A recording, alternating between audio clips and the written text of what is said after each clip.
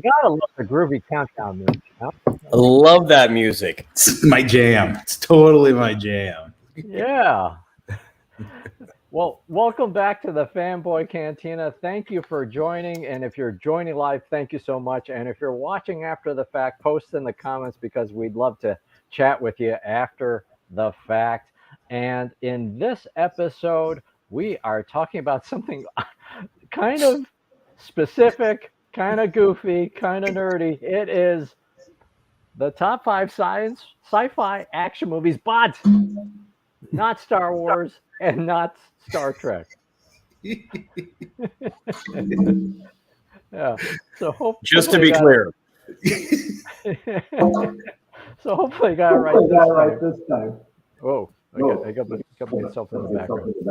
Wait a minute. Who is doing that? Oh.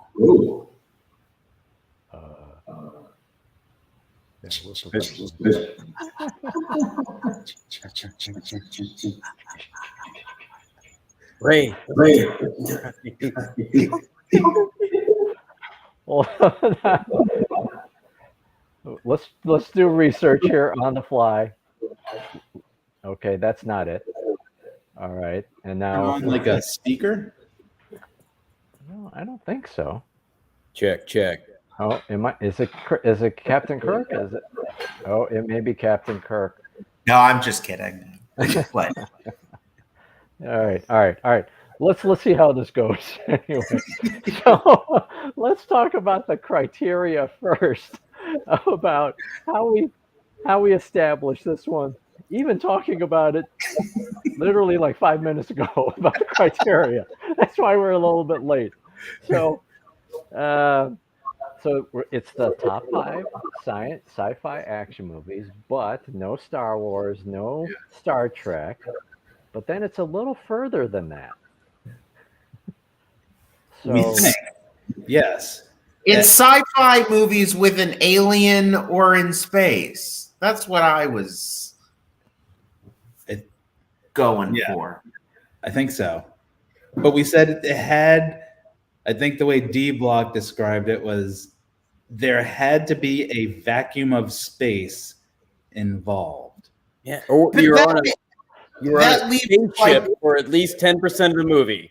Yes. That leaves like 5 good movies, so that's dumb. Wait, Well, we're we're gonna going to talk about it. Were we supposed to pick good movies? oh man. I picked 5 great sci-fi movies that at least had an alien in them. So fuck you. You can just edit that out, right? Yeah, I mean, it's live. We could go back in time. It's the same difference. That sounds like a great space sci-fi movie. No, but if you go back in time and there be no aliens and or space, then it's Terminator, and that doesn't count for this thing. That's right. That's We right, finally that's agree on something. something. Lame. So that's the rough arbitrary criteria.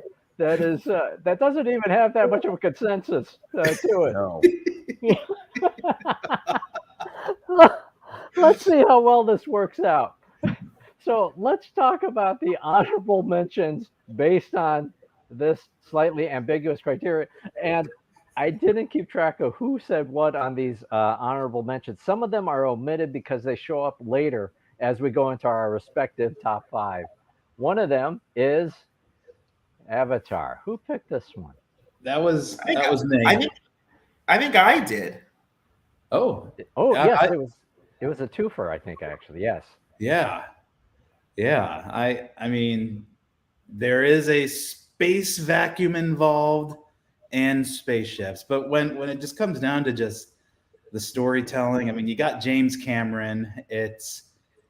He's always going to put out something quality, and not that the story is 100% original. I mean, It's Dances with Wolves in space. Yes. And I like Dance with Wolves, and I like James Cameron. It's a good movie. Agree. Totally agree. It's the best. It's the best 3D movie in theater that's ever been made, in my opinion. I would agree. Yeah. I mean, There has never been another movie before or since that I have enjoyed in 3D.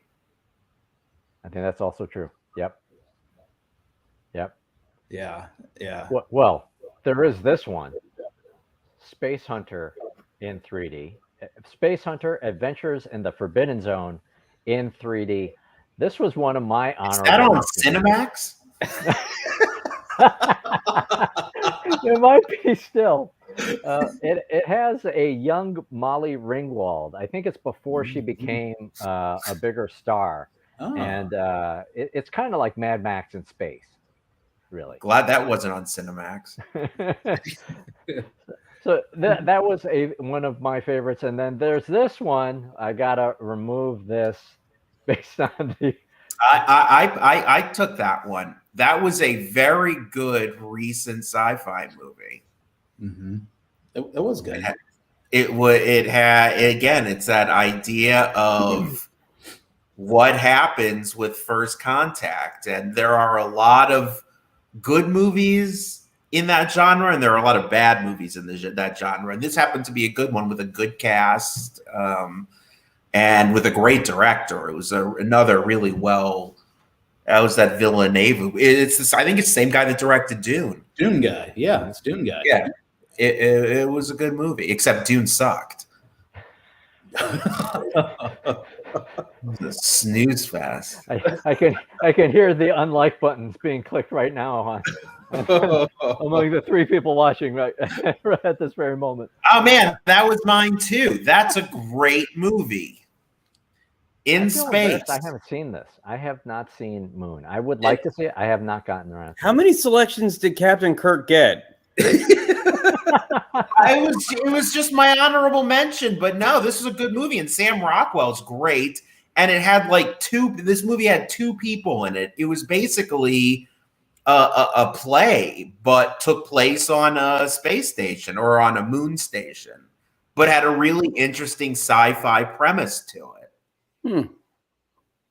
It was a good movie. That's not me. That's got to be D Block. That's me. When I think space action movie, which was the original idea of this video, but it can't be Star Wars, how can you not include this? I remember watching this as a kid, and it had all of the same stuff. It had your brave captain. It had all the swashbuckling adventure of Star Wars. It had bad guys. It had creepy villains. It had swordplay. They weren't lightsabers, but swordplay. An amazing cast. It had it all. I've never heard of it. Who was in the cast? Robert Urich. Angelica Houston. Peter Matusik, also, who played Sloth from Goonies. Ron Perlman. I mean, do I need to go on? Please don't make me go on. No. You're good. Robert Urich. That's like Heart to Heart. Oh wow, Buck Rogers. That's Vegas. That was right. He was or Spencer for Hire, right? Robert Urich. Spencer for Hire. Yes. Spencer Yeah. for Hire. Yeah. So this was another one of mine, Buck Rogers, but I had to put it in the honorable mentions column because I have not watched it in 3 decades. I remember the TV show. I didn't know it was a movie. There was a movie. I've never seen the movie. I will be watching that when this is over. Yes. I couldn't find it streaming anywhere, so I actually bought the DVD. It arrives tomorrow. Nice. As a kid, I loved that movie. I saw it in the theater with my folks, and that year that it came out, I had my mom get me a Buck Rogers costume, and she made it herself. And so this was one of my favorites. But yeah, it can't be in my top 5 because I haven't watched it in decades. And is it the whole same cast from the show? Yep. Yeah. That's remarkable. In the year 1986. Yeah. Or I don't remember. It wasn't 86. It was like 1992 or something. I think this is actually from '79. It's pretty old. No. I was talking about Oh. the opening. Remember the opening sequence of of Buck Rogers? That's cool. Yeah, but doesn't he come back like in the 25th century or something? Something like that. Yes. If I could read, yes, 25th century. Yes. And wasn't Aaron Gray in it? Aaron Gray. Yes. He lays it on in the 25th century, is what it said. Beep boop beep boop. And beep, does boop, he? boop. And was the robot's name Twiggy or Twinkie? I just remember he would always go beep beep beep. Yeah, beep, beep. wiggity wiggity wiggity. Hey Buck, beep beep beep. Hey Buck, wiggity wiggity wiggity.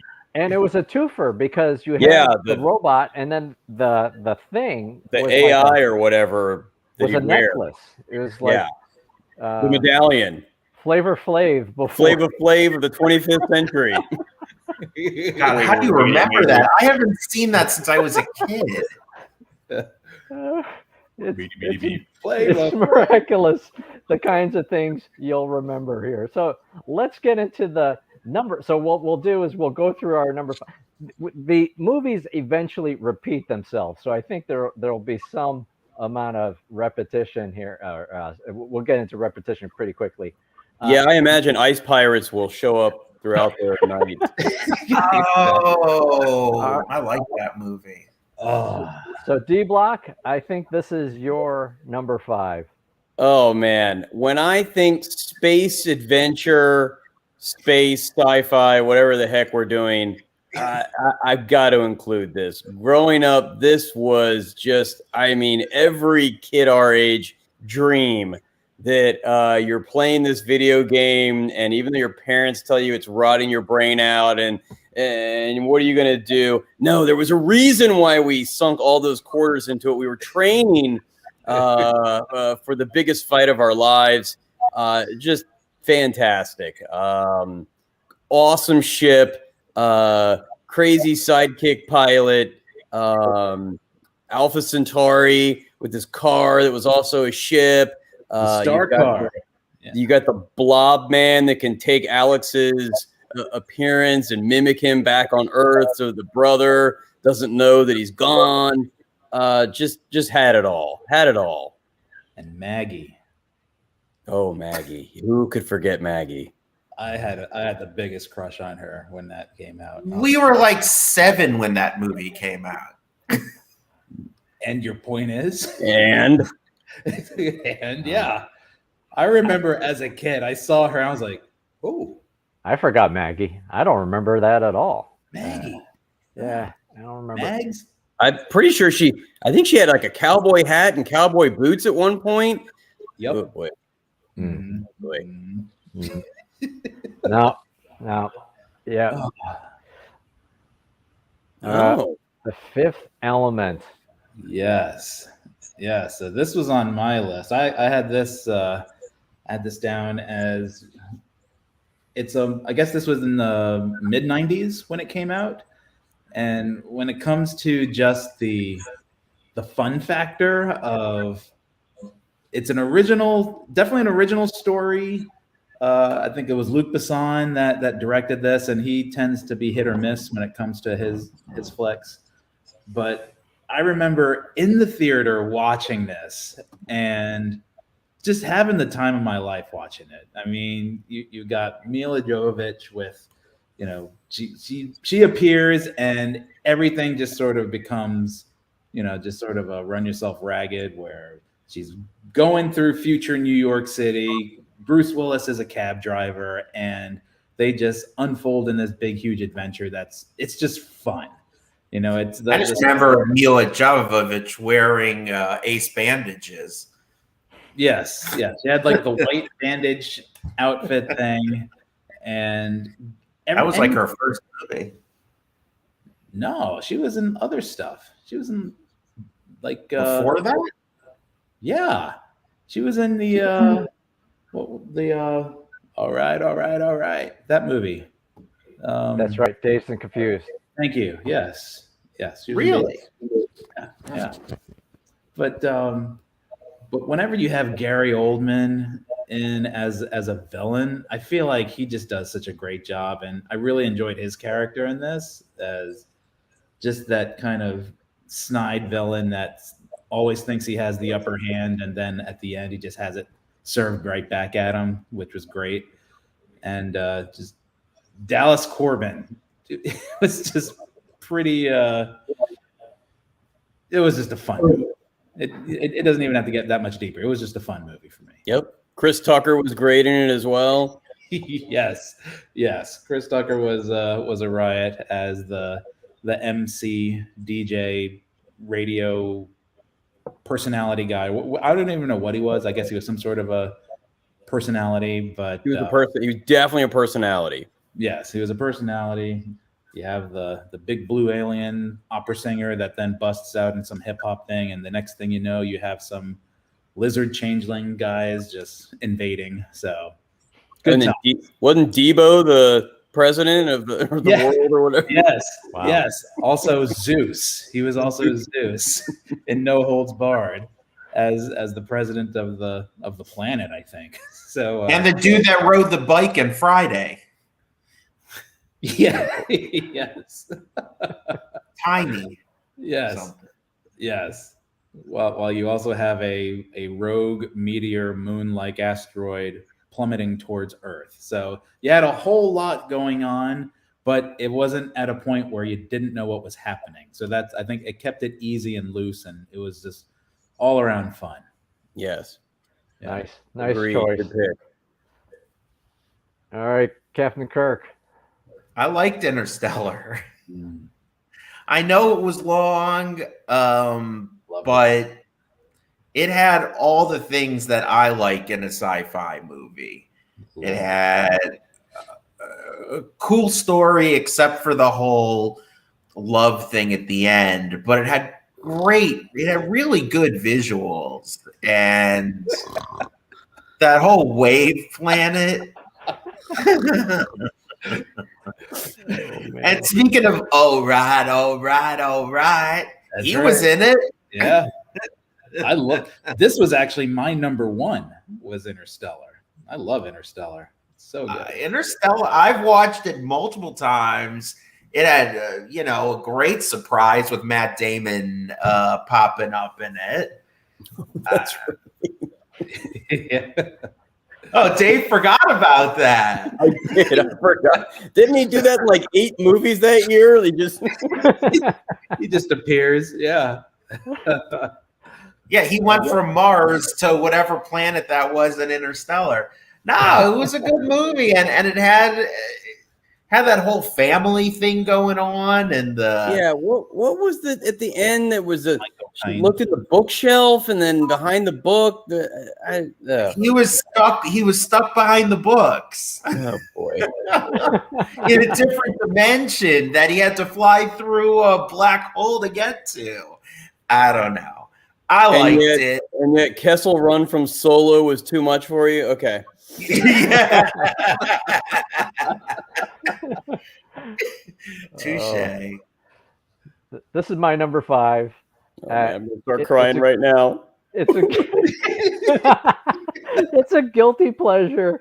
I think it fits for both criteria, whether it's sci-fi or the space thing. They do spend a lot of time in space, in the ship. Oh yeah. There are consequences for it. It was the same time as the 2 big meteors going to kill everybody, or asteroid going to kill everybody. The other one being Deep Impact, which was a lot more serious. And it was a comet in Deep Impact. It wasn't an asteroid. Yeah, that's right.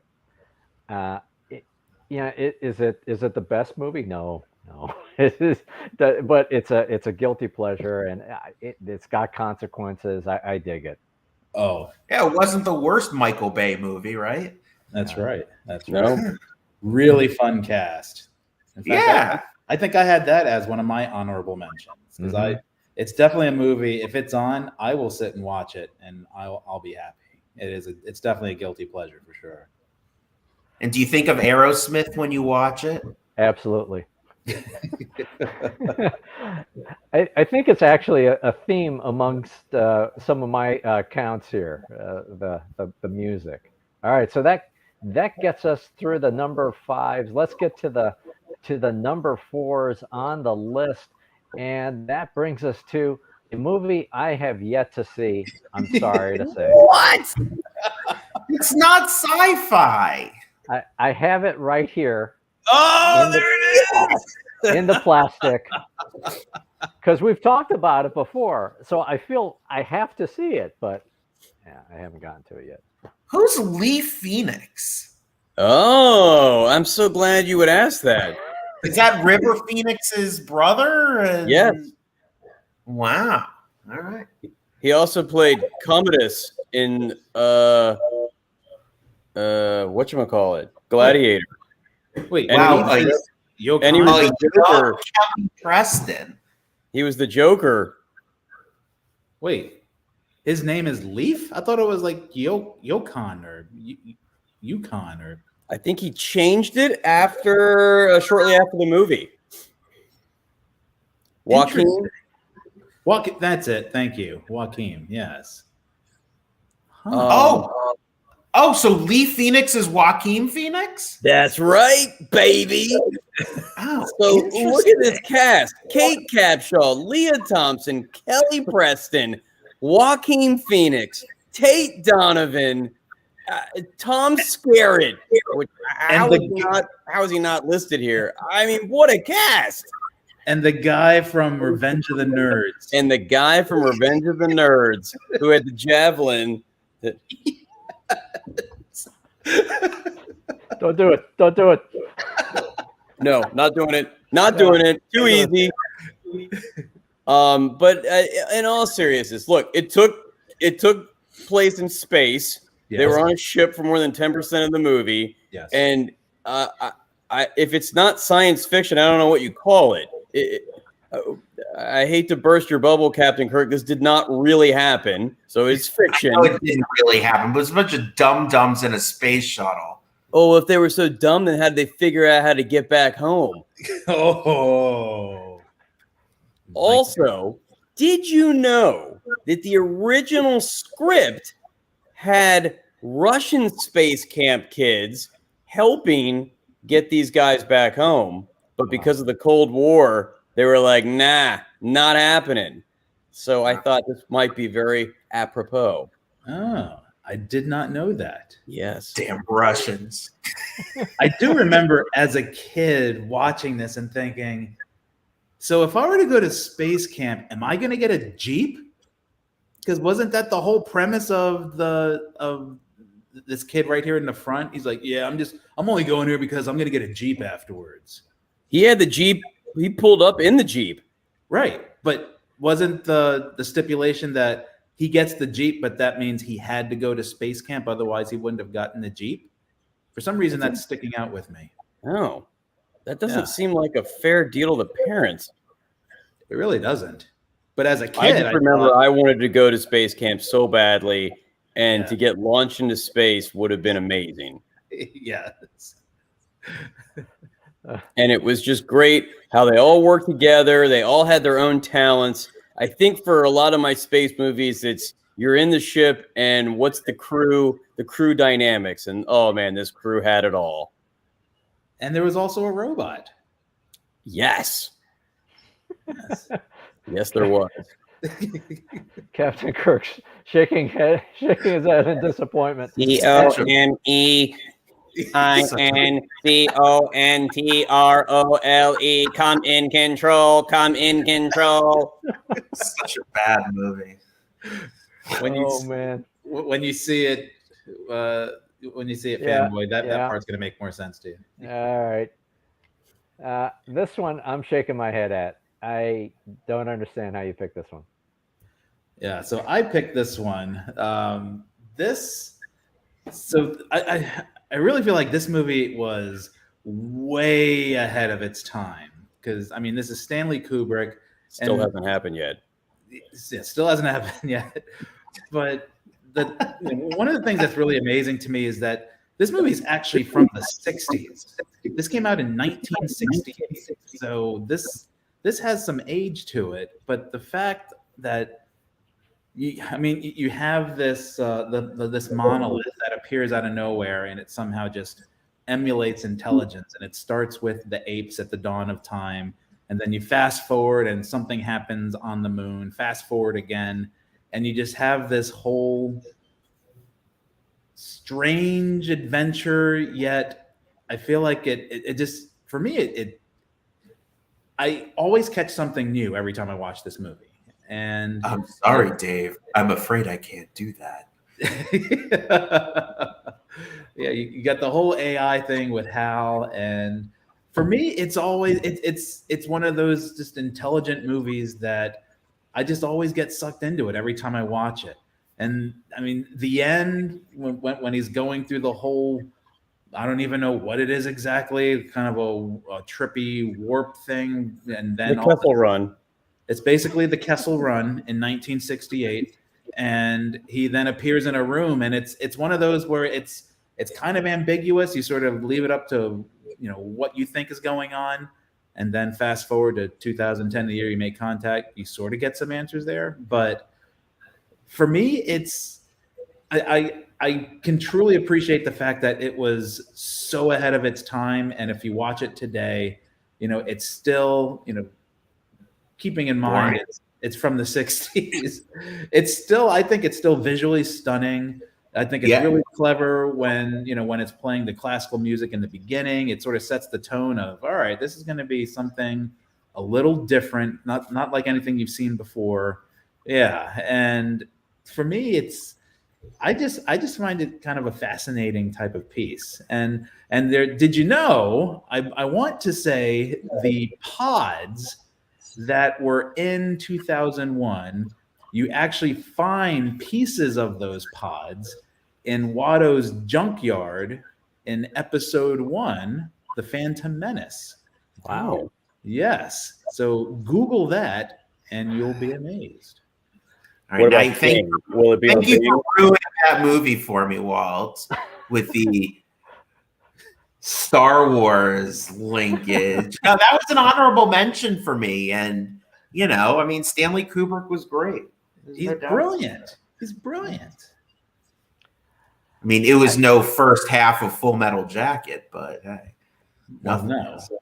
but that wasn't a sci-fi movie. No. I saw 2001 too young. I saw it on Betamax, no less. I kind of hated this movie. It was just glacial. It was slow. It didn't work for me. Kids will hate it. Yeah. Adults, I think, can appreciate it. Also. Well, yeah. But I probably maybe I should give it another chance. Maybe Give it another viewing. Space Camp. Yeah, Space Camp is going to be higher on that list than giving 2001. I don't think as an adult you're gonna like it. This is one of the greatest science fiction movies ever made. I'm not putting it at 1 because it wasn't the most exciting, but in terms of underlying storyline and what it was trying to get across in terms of humanity, still holds up today. There's a huge, environmental factor to it. But that said, in classic sci-fi, there's this whole idea of what is first contact going to be like, and the mentality behind what the Americans and what the UN were thinking about when what was his name, Zod, or I don't remember anymore, when he landed on General Zod. No, the robot when he landed. It was like Zobot. Wasn't his name like Zobot or something like that? Something I can't remember anymore. Keanu? But stop it. The same, there's the same thoughts and worries today that they had. I mean, this movie is like 80 years old, 70 years old. Gort. Gort. That was the robot. Gort. Yes. And Dave, have you ever seen The Day the Earth Stood Still? Yeah, wasn't Keanu Reeves the robot? No, this is the 1951. Oh, I wasn't born yet. Yeah. Oh man. Go watch this movie. It's a great movie. This is my number 4, Galaxy Quest. Such a enjoyable. It's not a spoof, but it's building off of kind of the Star Trek, The Next Generation ish kind of thing. You've got the hero's journey of sorts. I really enjoyed this movie. I think though, and it's drifting a little bit down. It used to be among my really favorite kind of not Star Trek, not Star Wars movies. It's feeling a little dated.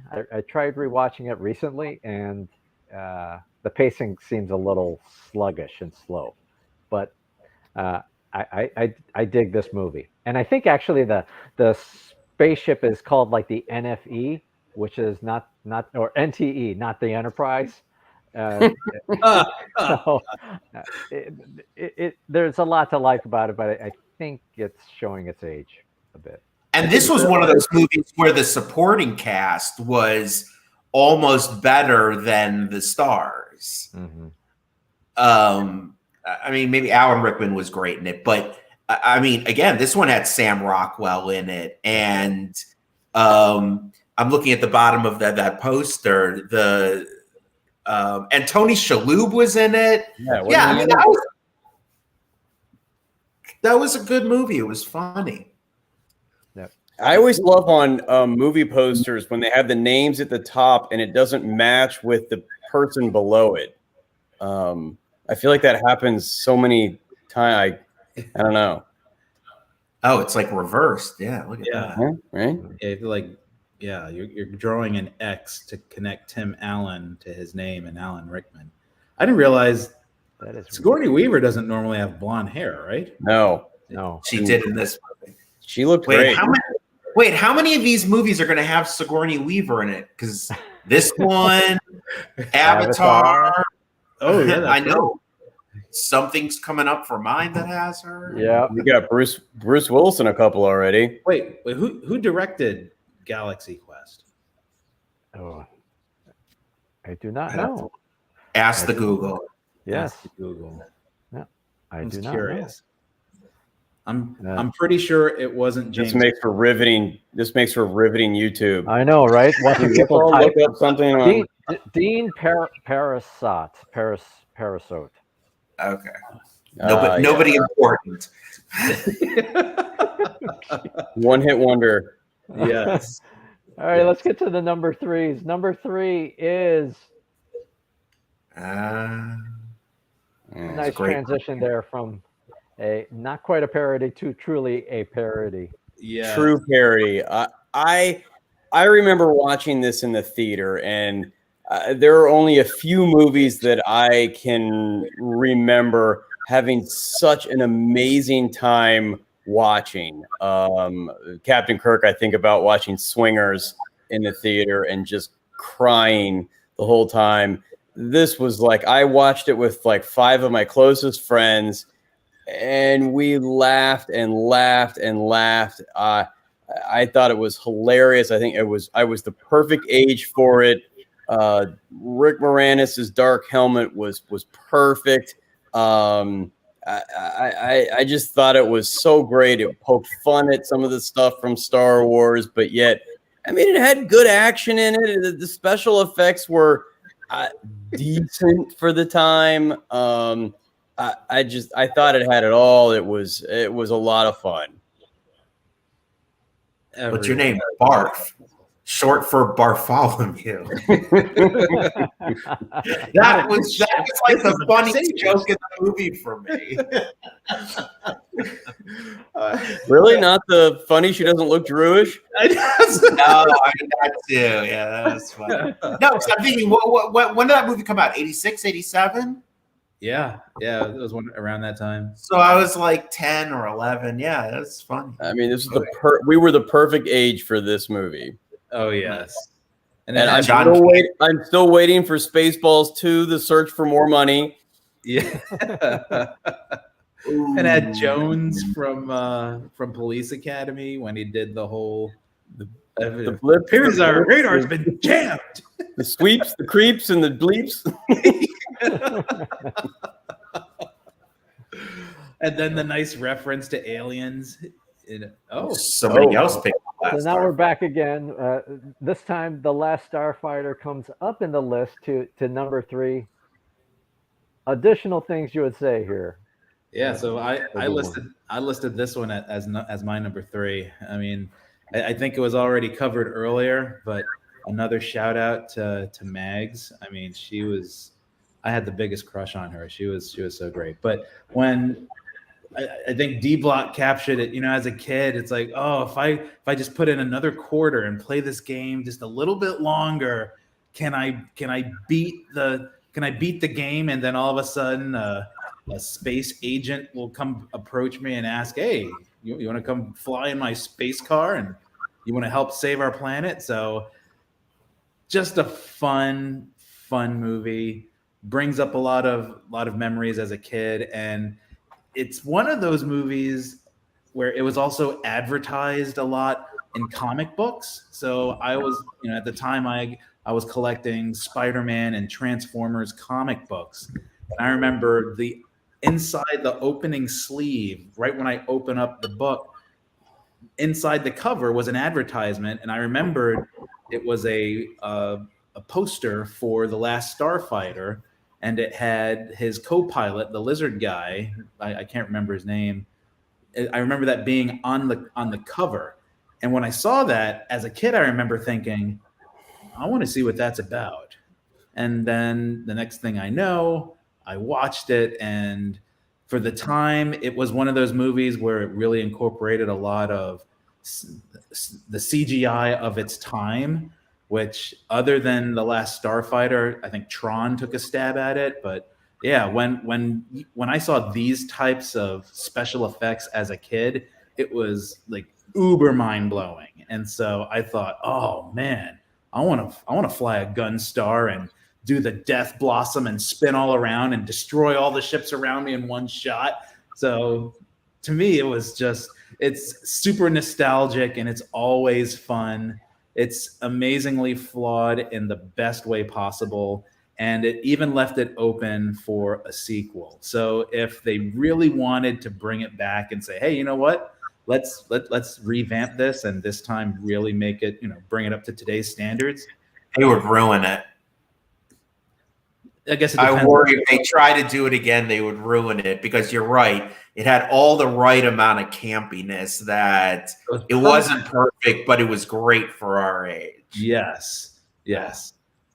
I think it could be done in a smart way. I mean, who would have ever thought that they could take a franchise like The Karate Kid and make it relevant to today, where it's fun today with a show like Cobra? It's fun, but it's not that good.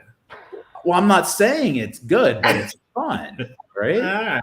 And so, I mean, but I think, part of the big nostalgia factor for The Last Starfighter is because we were kids and because we were into video games and all these other things, it's, I think they can sort of bring that magic back if it's done in the right way. And I'm going to keep my fingers crossed that, hopefully someone out there in Hollywood land's watching this and I think at this point we're going to have to do it.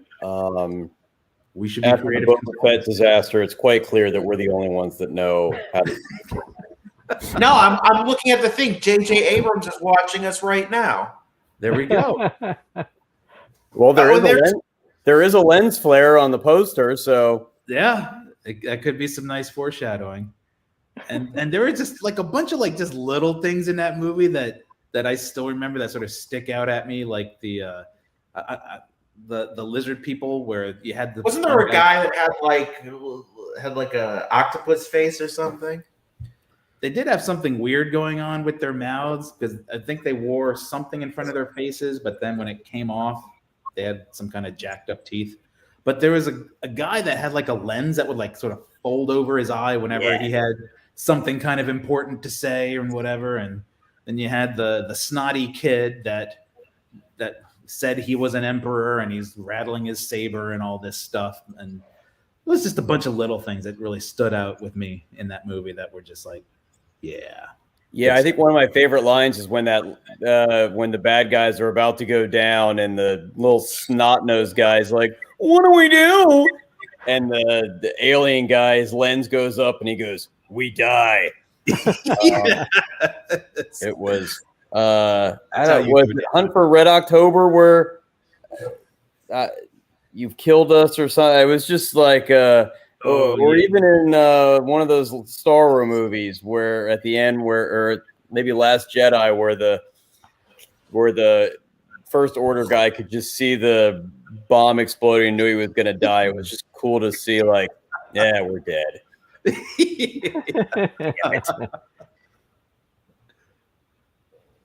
All right, let's move Good to our pick. next one. What do I have to say about this?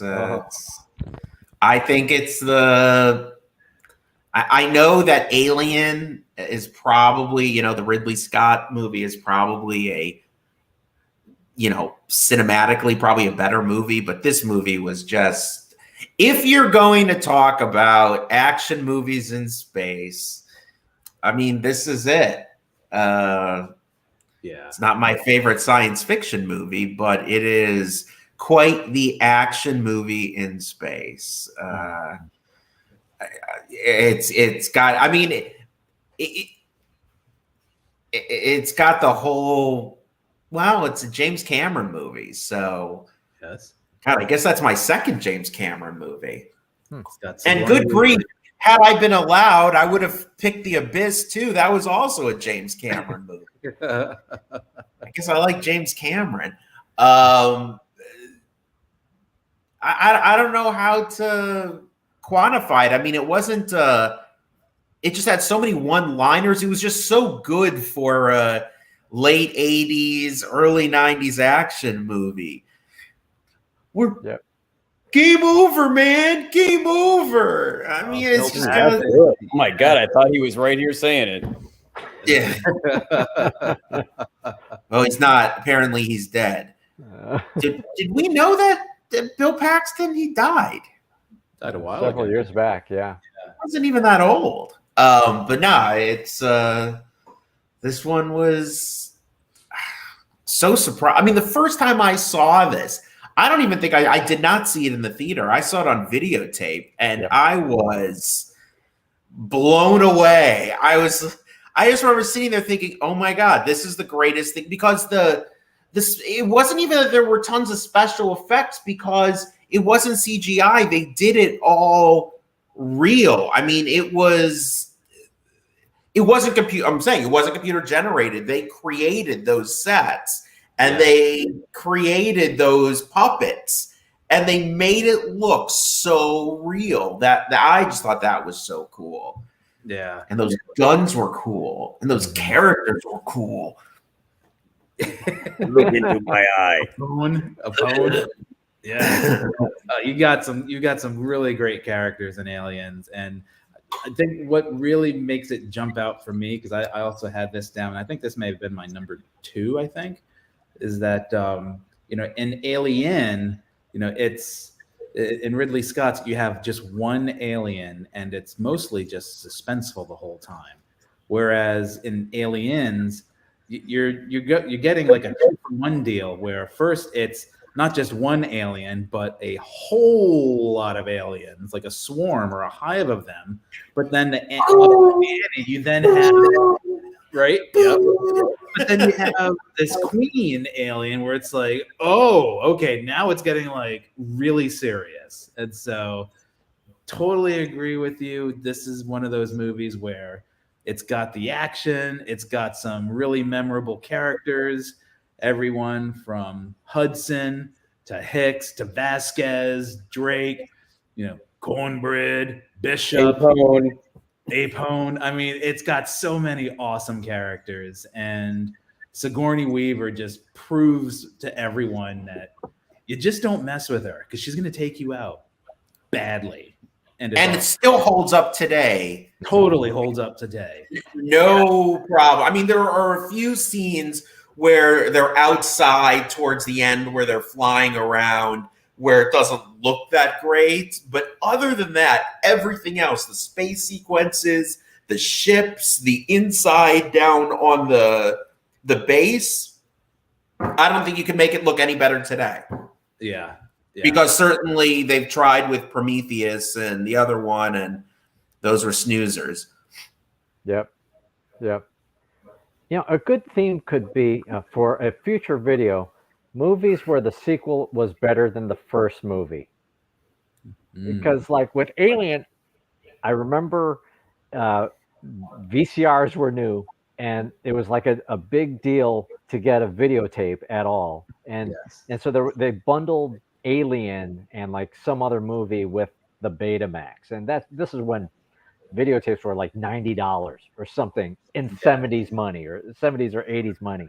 Yes. So insanely expensive. So I hated Alien as a kid because it scared the crap out of me. It was just a scary movie. The whole chest burst. Oh, I hate it. So then coming into Aliens, I thought, oh no, it's going to be a horror movie, and I absolutely loved it. Absolutely. But that's the thing with Alien and Aliens. I've always said they're almost two different genres of movie.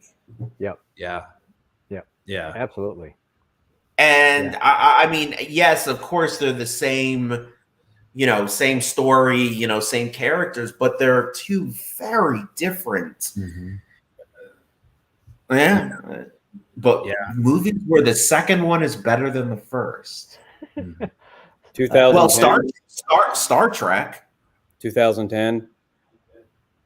No. I like 2000. 2010 was a good movie with Roy Scheider. It That was a good movie. It was okay. It was no 2001. No, but because it wasn't.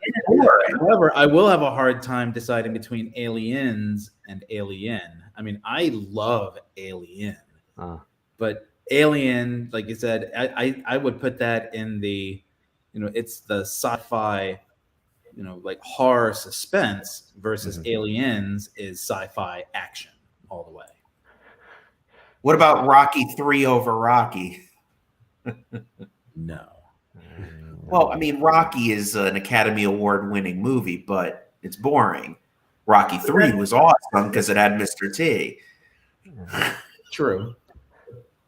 All right. Here's my number 3, Flash Gordon. Music by Queen. Right? Come on. Did you watch Ted? 10? Ted, where they kept talking. Oh, yes. Ted, yes. Who wants to party? It kind of makes actually the movie a little bit better for me too. Back in Chicago, before there was a Star Wars, or before you could consume better quality sci-fi stuff more regularly, they used to show on early TV the old 50s Flash Gordon, serial bits. So I had a little bit of a affinity for Flash Gordon, but this was just doesn't make sense. You got a football player, you got the whole thing that looks like a football. It doesn't need to make sense, but it's just fun. And Max von Sydow is just very compelling, and the Ming the Merciless character. You've got, I think, Timothy Dalton somehow in this movie. Yes, like Robin Hood. Right? Yes. But the music is just fantastic. I think I'm going to have to put it on my running playlist when I go back to running. Wasn't he supposed to be a quarterback for the New York Jets? Yeah, something like that. I mean, look at how stupid this is. But it doesn't matter. It doesn't matter. It's just you know what you're getting. It's not rocket science. It's not grounded in anything. It's just entertaining. So, Can we take a 30-second pause? oh, sure, we can take a 30-second pause because we're live. So everybody can just talk amongst yourselves. Go amongst. So, because actually, when we get to the next batch, it's funny enough, the three of us all picked the same number 2. And Really? So, yeah. So Oh, all I'll just put it up right there. This this was the end shakeout of the number 2. All of us picked, all but Captain Kirk picked Aliens.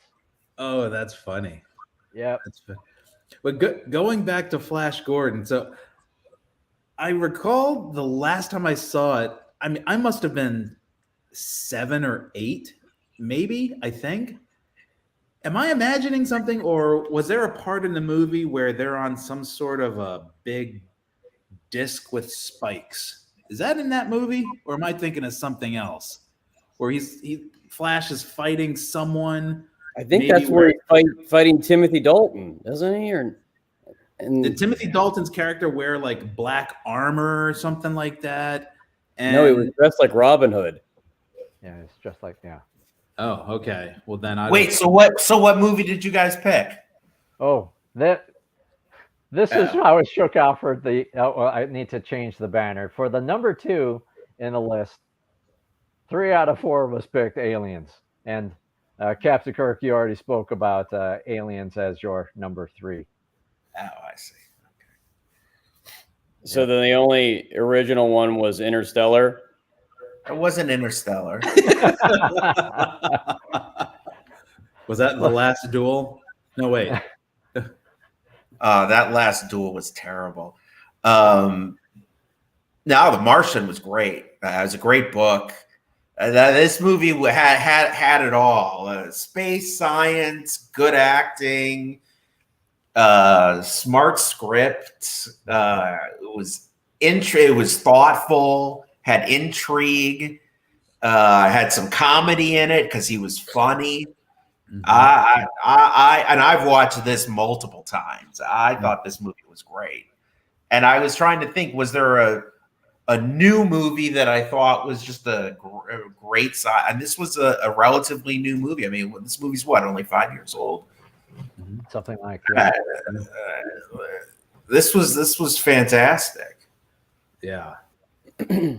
Yeah, I think it had a lot of the same elements of Space Camp, of how do you survive in space, using your brain, not your brawn. I will say that so rarely will Hollywood get a book right, but I thought they did a great job adapting the book. I thought that Matt Damon captured the main character very well. It was almost exactly like how I had pictured it in the book. So job well done all around by them. It was a great flick. Mhm. Agreed. This was one of my favorite movies of the last 5 years. Yeah. And the way Great the book came together was also really interesting because wasn't the author, wasn't he some sort of a computer engineer or developer guy that actually wrote the book? And as he was writing it, he would put out one chapter at a time out on his blog and just had it out there for free and was just getting, I guess, like free feedback from folks that were reading it. Interesting. Yeah, it's got a really, really interesting background on how the author even came up with it and how he was putting it out there just for people to read. And then I think he started feedback from people saying this should be like a real book. And he took that advice, and years later, here comes Matt Damon popping out again. And somehow they cast Kristen Wiig in it.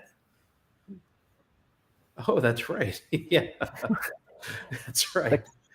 Before she became the cheetah lady.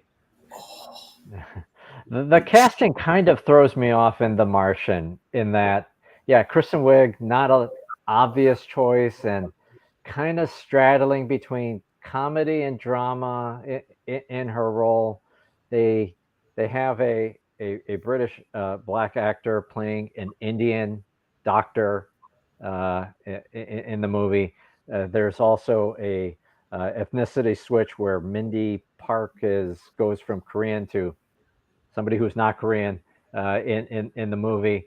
But yeah, so beyond that, the casting feels sometimes a little bit funky. But yeah, Ooh. it's a stellar movie. Was this movie racially problematic? I don't know. I mean, there's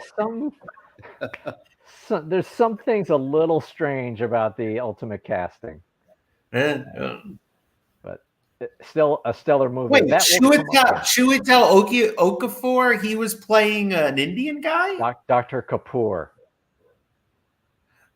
Oh, yeah, I guess he did have an Indian last name. Yeah. Huh. So that is our number 2. So that brings us to the next level, which is the number 1s on the list. And so I feel like there should be a drum roll of some kind, but let's go right into it. Oh, I love this movie. It's no secret that I am a gigantic Star Wars fan, and when I'm thinking about sci-fi space action movies that aren't Star Wars, this is right at the top of the list for me. I think about, I'm in a spaceship, I need a captain, and it can't be Solo. Who am I going for? And of course, it's going to be Mao. And the crew is fantastic. They're also different. It's funny. It's emotional. It's clever.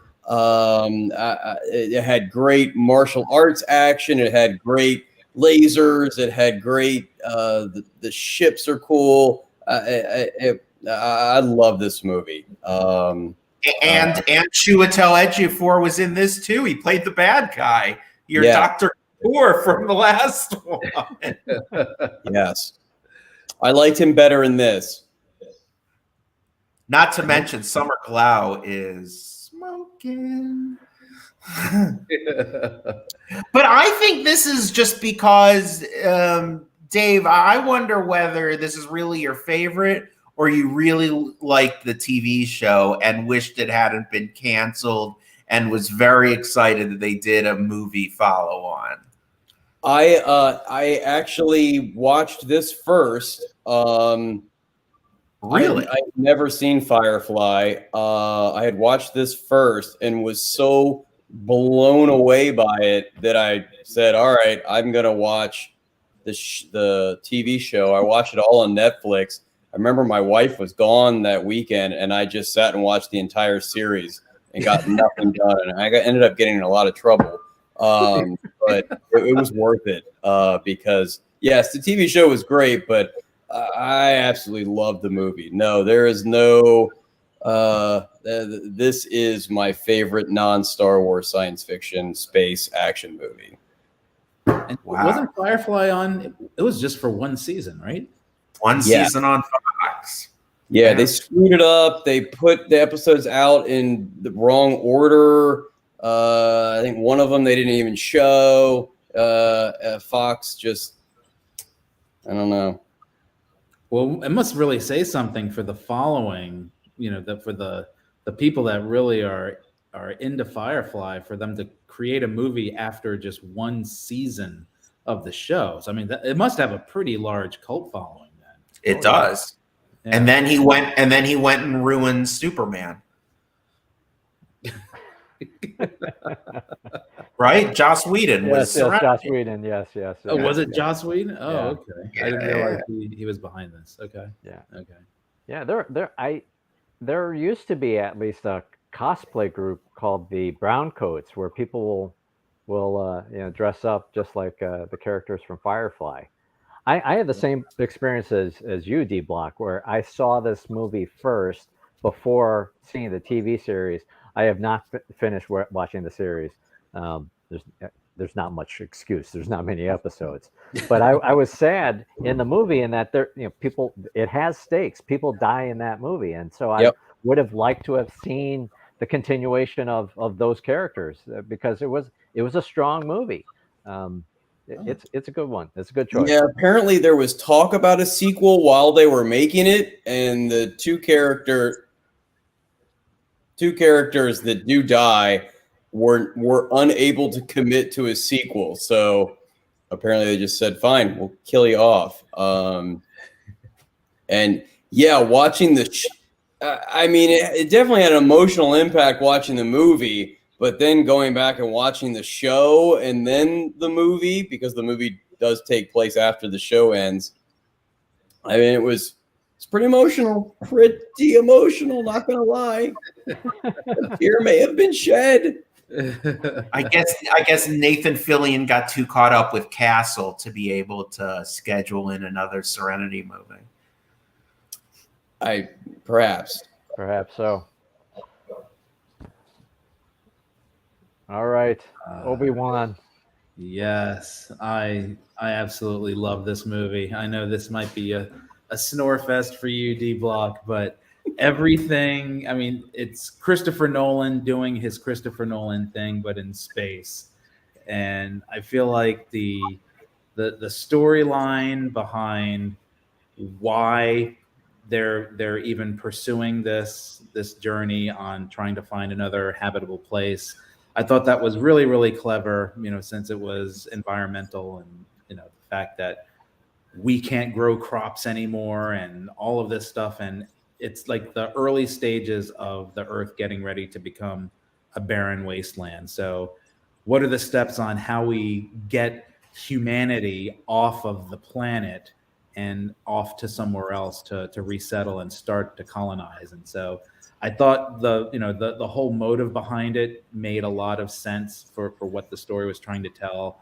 And then just the whole journey that Matthew McConaughey goes on and the sacrifices that he has to make for, it's the whole, the greater good, and having to leave his family behind. I mean, to me, when it really starts to become, heartbreaking is as he's watching the videos from his family over the years, and how that, I mean, to me, that would be absolutely soul crushing. So I really felt for him as a dad, where he's seeing his kids from, physically from millions of miles away, and over the years having to, not being there to endure through some of life's biggest milestones and the loss of family, and to the point where his kids then don't even want to see him anymore. It's so heart-wrenching in that aspect, yet he's trying to do this because he's trying to help save mankind. So it's the ultimate hero's journey, and I feel like Christopher Nolan captures it extremely well, and it's visually stunning. So for me, it's an absolute must-see. Yes, yeah. So when he's in this sort of multi-dimensional space, it's amazing how.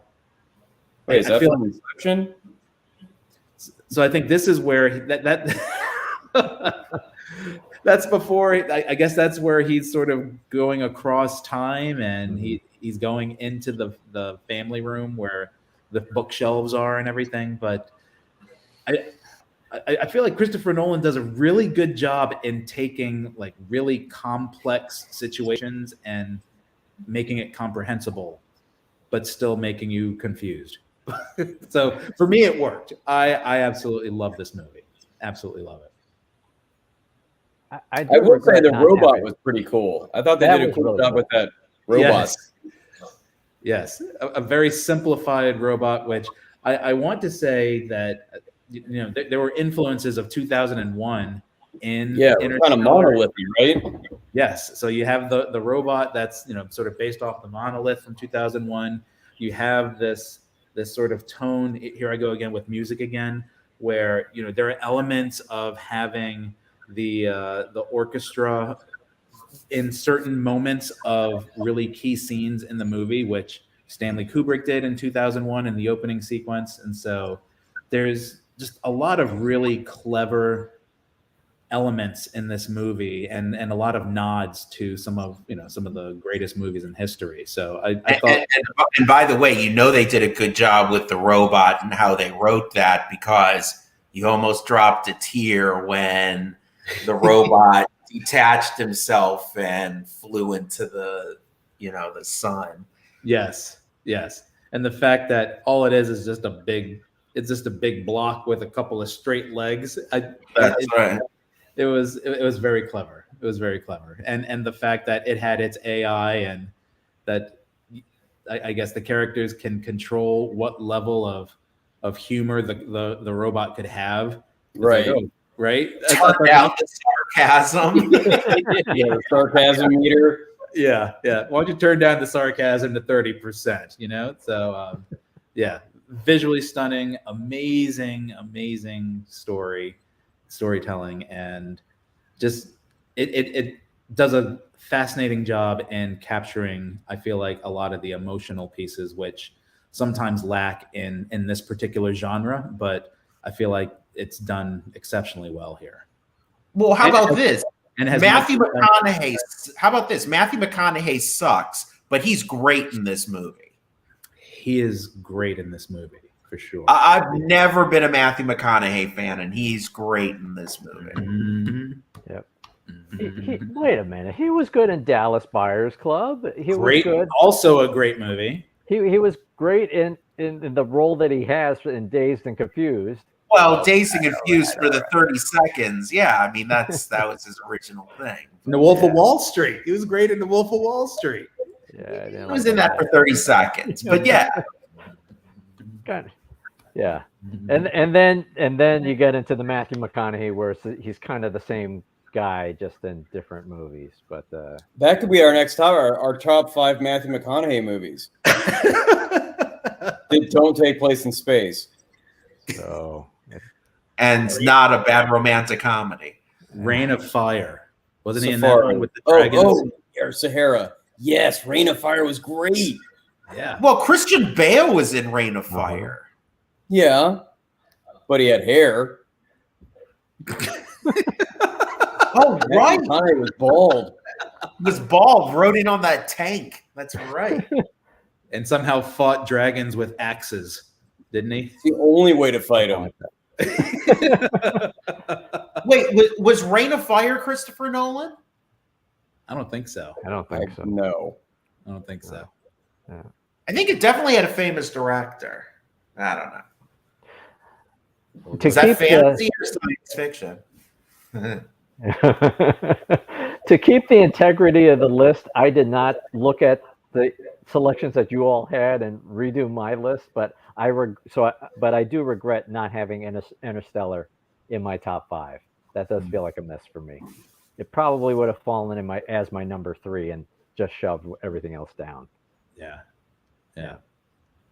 Love the creativity of the story, the groundbreaking sci-fi and special effects, the notion of farmers being the most sought after kind of profession than people in technology or other things. You don't fully understand what's happened on Earth, but you start to pick it up. They don't hit you over the head with it. I thought it was just very creatively done. Mm-hmm. Yeah. Although I've only seen it once. No, I've seen it twice. I have seen it twice. I've only seen it once. I should probably watch it again. Maybe I might like it more. Oh, I've seen it many times, and it never gets old for me. It's so good. It's so good. D Block, I think this one is going to give you heartburn based on the criteria. Space Camp? Oh.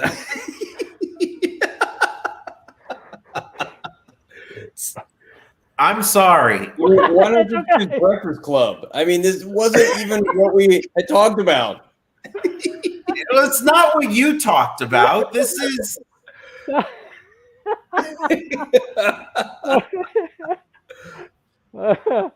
This. Okay, how can you put Space Camp? How can you say this is any less action than Space Camp? Here we go. They were in space. Space is the title. This okay. Let's just put it this way. Not only this might be the greatest sci-fi movie ever made. This is one of the best movies ever made. Let's just be very clear about great movies ever made. This is sci-fi, and it happens to be one of the greatest movies ever made. It's just not in space. I mean, what? It's just not in space. It's not in space, but E.T. came on a spaceship. You saw the spaceship. Space was inferred. The space is in the fucking poster. You got that's it. Looking at this picture, that's as much space as you got in space camp because all they were doing was looking out a window. So please. They had to leave the shuttle to go to the space station. They were walking in space. Look, they're floating in space. No, they're not. Have you ever heard of an atmosphere? They're in the fucking atmosphere. They're not in space. E.T. made them not fly. wearing an astronaut helmet.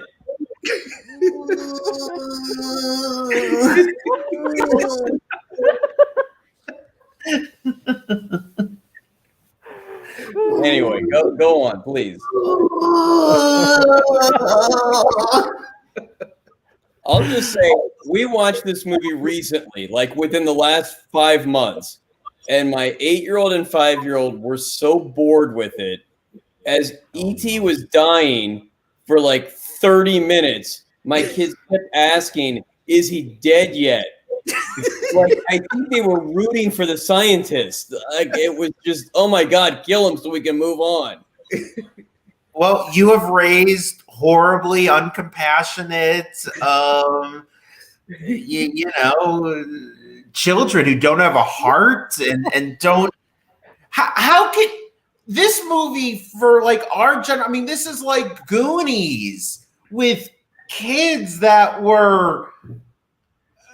met an alien and that were, you know, going through their own thing and then used this device, which was the alien, to, you know, create I don't know. Fine, forget it. I'll say this. It's a fantastic movie. It has an alien. It has a spaceship. There's no space. Oh. There's just no space in it. It's got alien, obviously. Extraterrestrial. I said it. It has an alien. Yeah. But there's no space. And I thought that was part of the criteria. Yeah, yeah. Fine.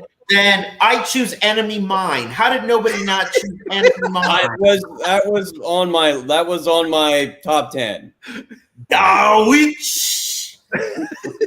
I can't believe you didn't choose Enemy Mine. Well, I think in our text I talked about Enemy Louis Mine. Gossett Jr. had a baby. Yeah.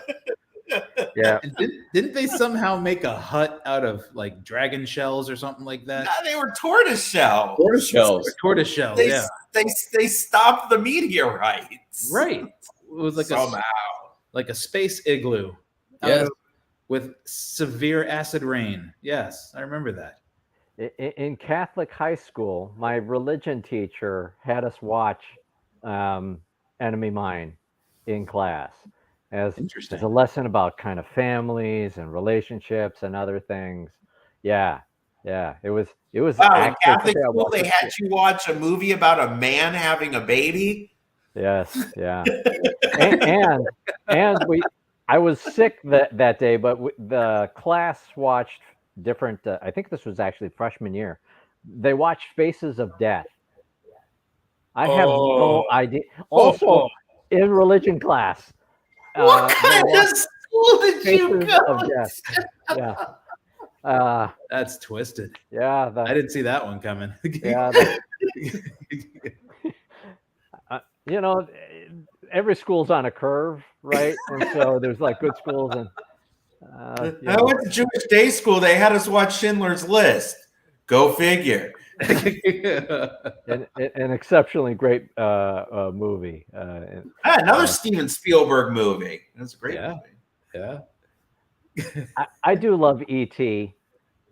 I am sad to say, exactly like D Block, my kids just couldn't get into it. They could not get into the movie. It works for me still. I love it. I will sit down and watch if it's on TV, which it is not that often, but if it's on TV, I will sit down and commit to watching it all the way through. Yeah. Yeah, and speaking about a movie with good music, John Williams. Williams, yeah. yeah, Mhm. of course. I wonder. Yes. I wonder if any of the other movies mentioned had John Williams doing the score. He didn't do Space right. Camp, did he? Space Camp. Did he really? Yes, but they also had songs by Dire Straits in that, so they actually win. Oh, Space Camp. I like Dire Straits. Nice. All right, so I think we're down to one last number one, which is mine. Hey. Look I at that. also picked The Martian. I really, really love the movie. Yeah, you heard me criticize the casting, but there's so much in the movie. There's different arcs happening. You've got the adventure with Matt Damon on Mars, trying to figure out survival and all of that. Then you've got the tension of Jessica Chastain and Kate Mara and the other folks in the ship going back. You've got the on Earth drama of trying to figure out the solution, the political pieces, the sacrifices that are made with people being able to see their families again, as well as career sacrifices with the Sean Bean character. There's so many storylines in that, and I have not read the book, but I can easily picture how much more robust that story is. But I think they bring it together in this movie in an effective, engaging way, and it makes you excited about science, really. And both of my kids in public schools here have seen it in class. There's a lot of profanity in it and stuff like that, but I think it's an inspiring kind of movie. And who would have thought that watching Matt Damon make potatoes would be a thriller, right? Right. Doesn't make any sense, but it's like an engaging and just such a wonderful movie for me, and so that's why it's my number one. Nice. And Benedict, was it Benedict Wong. Wong? Yeah, he's in it too from the Marvel movies. Yep.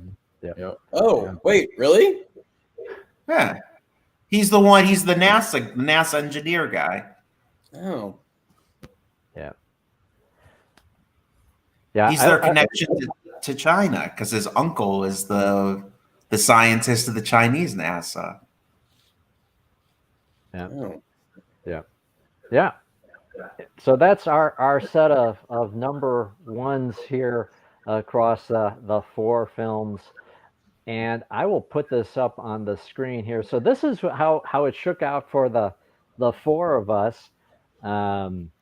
Ignore the inability to align the columns properly here. The one consistent choice is Aliens across the four of us. Yeah. But kind of interesting, D Block and Obi-Wan, you both are on the left over there, and you've got somewhat similar lists. And Captain Kirk and I have not quite similar lists, but at least we got two out of five together here. Like Not that. all of us could select Space Camp, unfortunately. And D Block, you and I talked about this separately, but something that is apparent in the list that we didn't have happen. None of us picked any Marvel movies. No Ragnarok, no Guardians of the Galaxy, none of that. Yeah, I don't know what it is. Like, I loved Guardians of the Galaxy. I will admit I never read any of those comics. When the movie came out, I was like, I don't know what this is, but I don't know that I can't recall ever watching a trailer for something that I had never seen, and at the end of the trailer thinking, oh my God, I am gonna love this movie. And then actually love it. and I did, but I don't know. I just don't think of the Marvel movies as space movies. I can't give any intelligent response as to why, but I don't know. Yeah, I'm Yeah, they're insane. comic book movies. They're not sci-fi. Yeah, that's how There I you go. view it too. It to me, it's like, yeah, Guardians of the Galaxy. Yeah, it may take place in space and everything else, but to me, it's a comic. So I just put it in a completely different category altogether. I love the movie, but I don't think of it as sci-fi. I think of it as a comic book. So same with Superman. He's an alien, but I don't think of him as an alien. That's a comic book. So that's the camp I'm in. All right. Well, there you go. No, Yeah. that works. That works. Yeah. Anything else that's surprising that none of us had picked or that didn't bubble up into the top 5? I mean, it kind of feels right. Actually, I'm surprised Dune didn't make it since It wasn't in space. I just opened it up, didn't I? You just open up a whole new can of worms. Because And it was boring. It wasn't an action movie. I like Dune. It's sci-fi, but I thought the criteria was it had to be in space. Otherwise, my list may have changed a little bit. All right, I should have picked Gravity. Oh, Yeah, I guess I'm surprised. Well, I'll be honest, Captain Kirk. I'm kind of surprised that it wasn't like Gravity and Right Stuff and Right Stuff isn't sci-fi. it's Right Stuff happened. Yeah, that's I guess Apollo okay. 13 Okay, isn't fair enough. sci-fi. Yeah, there we go. You're right. All right. Yeah. One movie that I thought about was that movie. It was relatively recent. It had Ryan Reynolds in it called Life. I don't Yeah, know. but he was in it for like 10 minutes. Yeah, I really enjoyed it, but it wasn't enough for me. But I thought that was I wouldn't say an original movie, but just a kind of an interesting take on a alien life form in space. Yeah, by you saying it wasn't original, I was just about to say, yeah, it was derivative. It was filmed well. It had Ryan Reynolds and Jake Gyllenhaal and I don't know which pretty girl in it. I don't remember anymore. It was, it was a good movie, but it wasn't original. It didn't come up with anything new. I thought, kind of in the same concept as Moon, was it Europa Project or Europa Report? Europa Report. Kind of the same thing where it's just those 4 or 5 people, just and the set was just in that space capsule or spaceship, and that was pretty much it. And actually, Solaris was a good movie, and I think that was with George Clooney. That was a good movie, which I never saw. So, I had never seen that one. It could have been a play, but it was in space. Okay. I don't know how everyone feels about Event Horizon. I know that's in space. I think is that kind of more. Yeah, that was good. Yeah, Sam Neill, I think. Yeah, I just and wasn't Lawrence Fishburne in Lawrence that? Fishburne. I think so. Yeah. I love the ship. It was definitely in space. Man, it was creepy. It was a creepy movie. Started to get like I'm not used to seeing Sam Neill be creepy. I just want him with a hat looking at dinosaurs. or on a Russian submarine. Yeah. Yeah, that was a creepy movie. Yes. And then there was the Lost in Space movie that was made.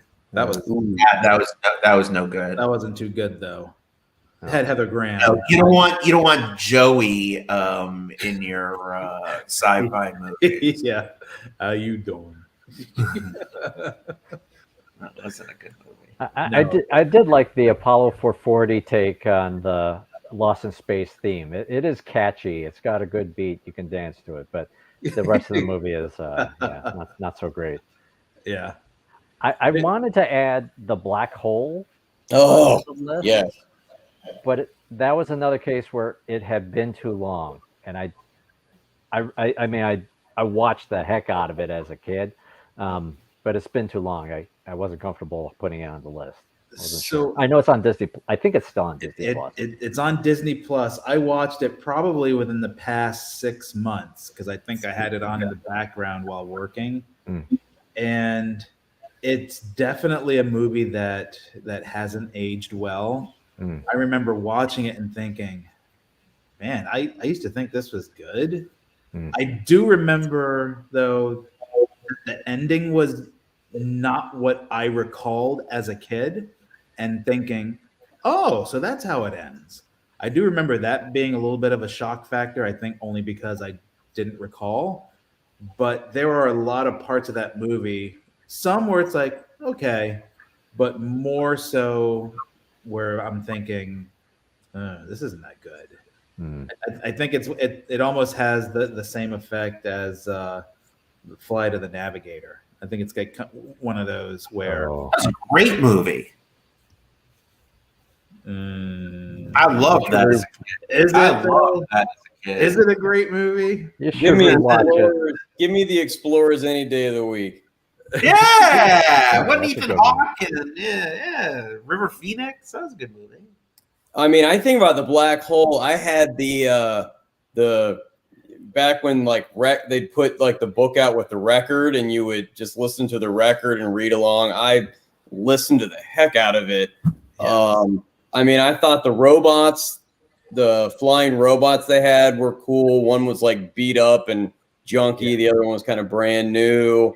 And of course, the bad guy had the big red Maximilian or something, big red robot. And then there were like bad guy soldiers or robots or clones or something that just, I don't know, they had like very blank faces or something that just kind of made you think of like Bobo stormtroopers. And I don't know, it had some elements that kind of made me think about Star Wars. And yeah, it was something I considered, but I don't see any way that movie has held up over the years. I could easily see Disney remaking that though, and ruining it. But yeah. Oh man. Well, all right. I think we've covered it all here. Yeah, it's a stellar list. I'm glad we did this. Maybe we didn't fully align on the criteria, but I think it's a good and comprehensive list. Yeah, I think so. I think it was way less fighting than I thought there was going to be. Oh yeah. And I feel like it sparked up some pretty good ideas on what could be some future topics for the Fanboy Cantina viewing. You know, do we look at possible sequels that are better than their predecessors, or do we, if we were to consider TV shows, because I feel like that opens up a whole new portfolio of great content as well, if we're talking about sci-fi or anything else. So I think there's so many different ways on how we can take this. Absolutely. Top five sci-fi movies that take place underwater, or have an alien or a body of water is at least referenced in the movie. Yeah, all sorts of. Or an intelligent dolphin. The Abyss.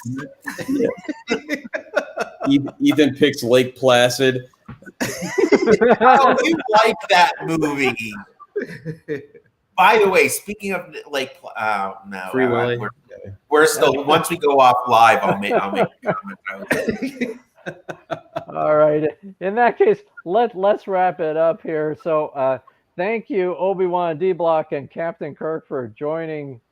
Thank you, as always, for being here.